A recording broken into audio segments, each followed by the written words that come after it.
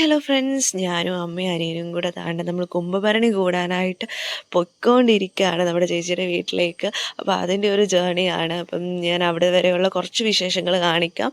കുംഭഭരണിയുടെ തലേ ദിവസം വരെ ഉള്ളത്, പിറ്റേ ദിവസത്തേക്കുള്ളത് ഞാനൊരു വ്ളോഗായിട്ട് ചെയ്യുന്നതായിരിക്കും.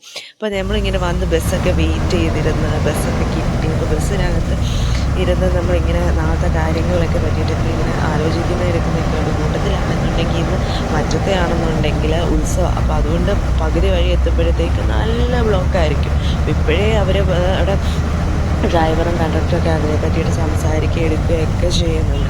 നമ്മൾ ഇങ്ങനെ നോക്കുന്നുണ്ട് എന്തായിരിക്കും അവിടെ ചെന്ന് ബ്ലോക്കായി കിടക്കുക. കാരണം നമ്മൾ ഇറങ്ങിയിരിക്കുന്ന ഒരു വൈകുന്നേര സമയമാണ്.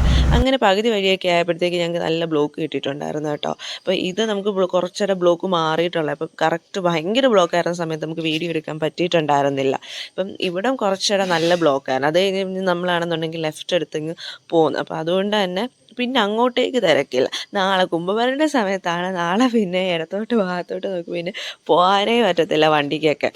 നല്ല തിരക്കായിരിക്കും. അങ്ങനെ നമ്മൾ എത്താറായിട്ടുണ്ട്. ഏകദേശം ചേച്ചിയുടെ അടുത്തേക്ക് നമ്മൾ എത്താറായിട്ടുണ്ട്. അപ്പം അങ്ങനെ നമുക്ക് പനച്ചമൂട്ടിലാണെന്നുണ്ടെങ്കിൽ ഒരു തേരുണ്ട്. അപ്പം അതെന്തായി അതിൻ്റെ പണിയൊക്കെ എന്ന് കാണാൻ ഇങ്ങനെ വെയിറ്റ് ചെയ്തിരിക്കുകയായിരുന്നു. അങ്ങനെ പനച്ചമൂട്ടിലെത്തി. അവിടെ തേര് താണ്ട് നമ്മൾ അടിപൊളിയാക്കി അവർ റെഡിയാക്കിക്കൊണ്ടിരിക്കുകയാണ്.